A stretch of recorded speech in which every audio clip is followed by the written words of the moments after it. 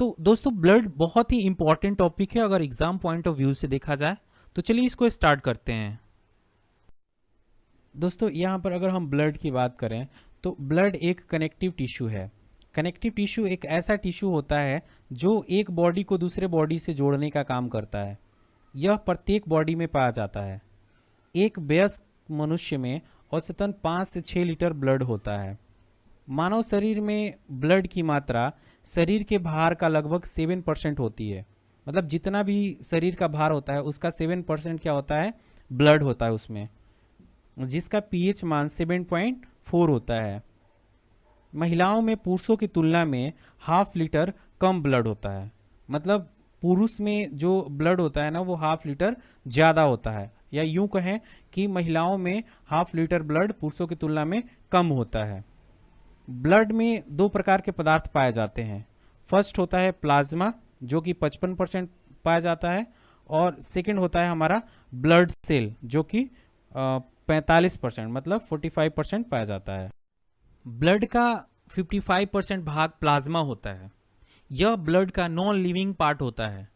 इसका 19% भाग जो होता है जल होता है, 0.7% भाग जो होता है प्रोटीन होता है, और 0.9% भाग जो होता है साल्ट होता है, और 0.1% ग्लूकोज होता है। शेष पदार्थ बहुत कम मात्रा में पाए जाते हैं। अब हम बात करते हैं फंक्शन ऑफ प्लाज्मा की। तो देखिए, पचे हुए भोजन एवं हार्मोन का शरीर में संवहन प्लाज्मा के द्वारा ही होता है। मतलब जो भी हम खाते हैं या फिर शरीर में जो हार्मोन्स का जो संवहन होता है वो प्लाज्मा के द्वारा ही होता है। जो हमारे बॉडी टेम्परेचर को नियंत्रित करने का काम कौन करता है, प्लाज्मा ही करता है। तथा घाव कहीं कट जाते हैं तो घाव भरने का काम कौन करता है, प्लाज्मा ही करता है। तो एक यहाँ पे बात आती है सेरम। तो सेरम क्या होता है, तो जब प्लाज्मा में से फाइब्रिनोजेन नामक प्रोटीन निकाल लिया जाता है तो शेष प्लाज्मा को हम सेरम बोलते हैं।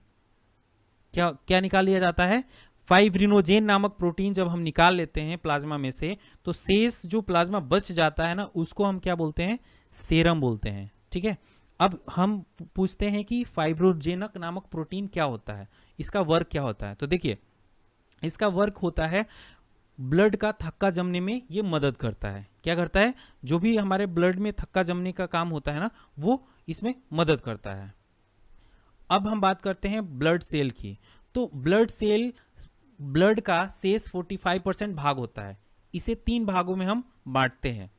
कौन कौन से होते हैं, फर्स्ट होता है हमारा आरबीसी जिसको रेड ब्लड सेल बोलते हैं, सेकेंड होता है हमारा डब्ल्यूबीसी जिसको व्हाइट ब्लड सेल बोलते हैं, और थर्ड होता है हमारा ब्लड प्लेटलेट्स, इसको प्लेटलेट सिंपल हम बोलते हैं।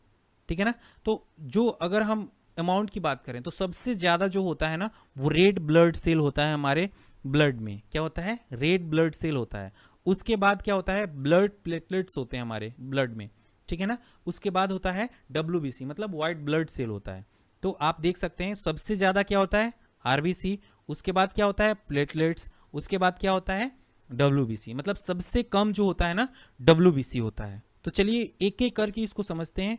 सबसे पहले हम पढ़ेंगे आरबीसी, उसके बाद डब्ल्यूबीसी, उसके बाद हम प्लेटलेट्स की बात करेंगे, फिर उसके बाद हम बात करेंगे वर्क के कार्य क्या होते हैं। ठीक है, चलिए 1 बाय 1 करके पढ़ते हैं।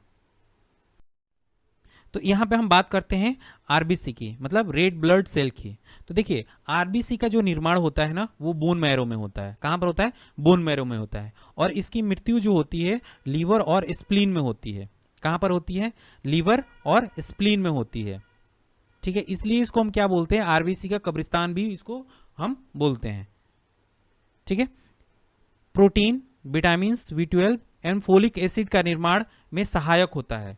जो आरबीसी है ना, आरबीसी वो प्रोटीन, विटामिन B12 और फोलिक एसिड के निर्माण में बहुत सहायक होता है। ठीक है, अब आरबीसी में केंद्रक नहीं पाया जाता है। जैसे एक अपवाद है इनमें, कैमल और लामा। कैमल और लामा के आरबीसी में क्या पाया जाता है, केंद्रक पाया जाता है। इसका जीवन काल मतलब आरबीसी का जो जीवन काल होता है ना वो 20 से 120 डेज का होता है। ठीक है, एक नोट है, क्या नोट है कि भ्रूण अवस्था में इसका निर्माण लीवर तथा स्प्लीन में होता है। जब भ्रूण अवस्था में होते हैं, छोटे अवस्था में होते हैं तो इनका निर्माण लीवर तथा स्प्लीन में होता है। इसमें हीमोग्लोबिन नामक प्रोटीन पाया जाता है जिसके कारण ब्लड का रंग लाल होता है। किसके वजह से होता है? हीमोग्लोबिन की वजह से आरबीसी का कलर क्या होता है, मतलब ब्लड का कलर क्या होता है? रेड होता है। ठीक है ना। ग्लोबिन युक्त प्रोटीन जो ऑक्सीजन एवं कार्बन डाइऑक्साइड की संयोग करने की क्षमता रखता है। ठीक है ना। हीमोग्लोबिन में पाए जाने वाला आयरन कंपाउंड को हम क्या बोलते हैं? हीमैटिन बोलते हैं। क्या बोलते हैं? हीमैटिन बोलते हैं। अब हम बात करते हैं आरबीसी के फंक्शंस की। तो शरीर के हर सेल में ऑक्सीजन पहुंचाने तथा कार्बन डाइऑक्साइड को वापस लाने का काम आरबीसी का ही होता है। ठीक है।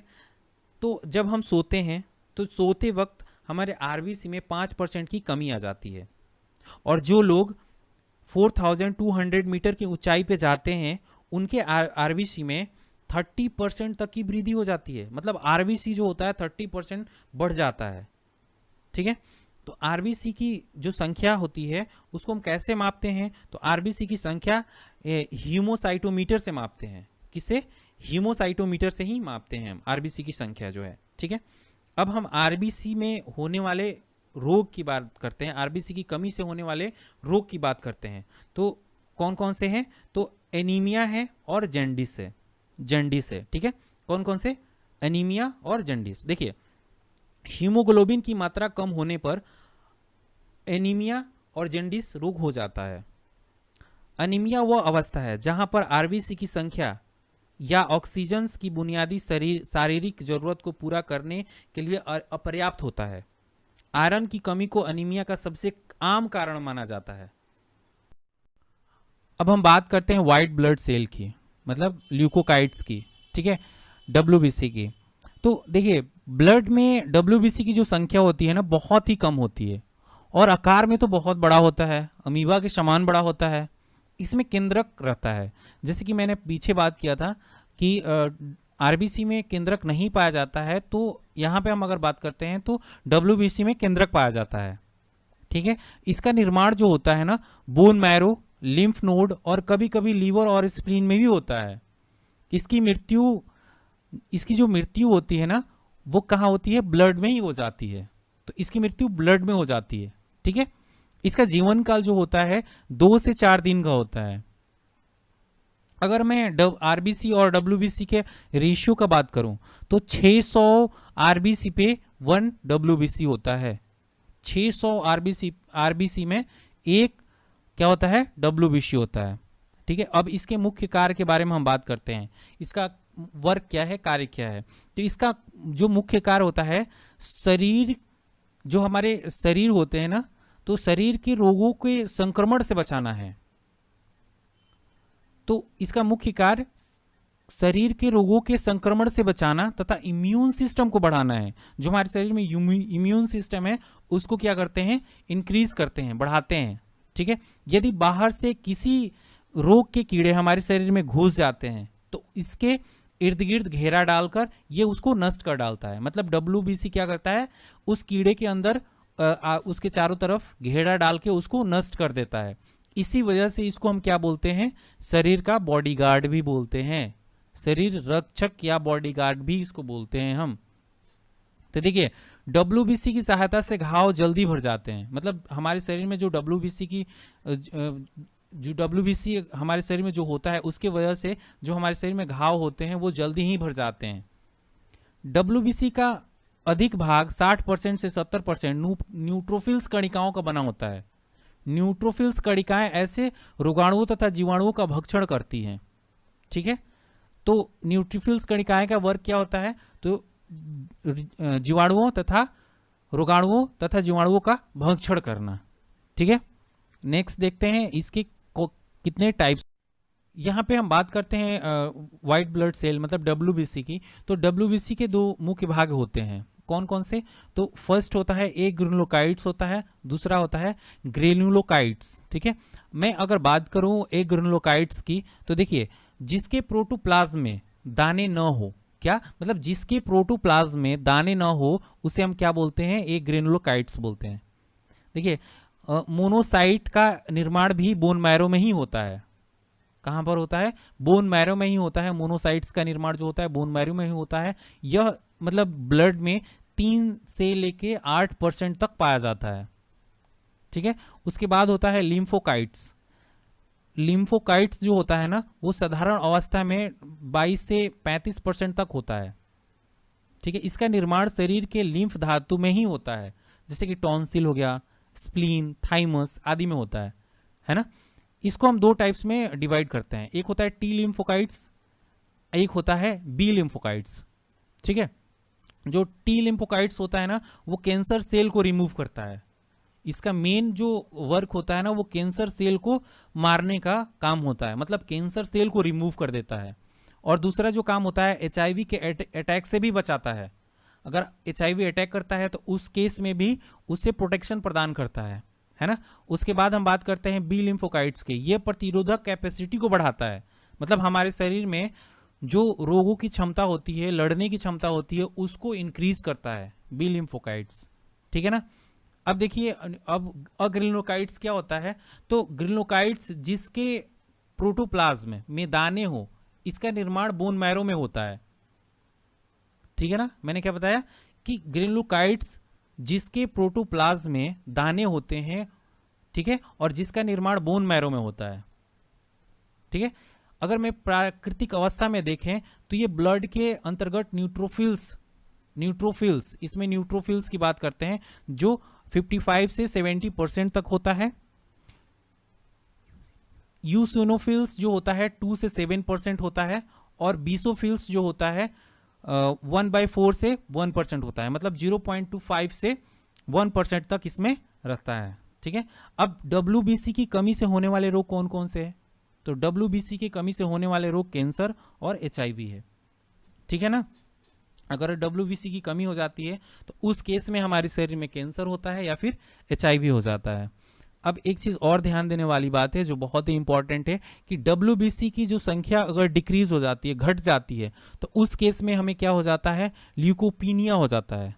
अगर WBC की मात्रा हमारे शरीर में कमी आ जाती है तो उस केस में ल्यूकोपीनिया होता है, और WBC की मात्रा हमारे शरीर में अगर बढ़ जाती है तो ल्यूकेमिया होता है। मतलब दोनों में दिक्कत है, अगर घट जाए तब भी दिक्कत और बढ़ जाए तब भी दिक्कत है। ठीक है, और ब्लड प्लेटलेट्स की बात करते हैं।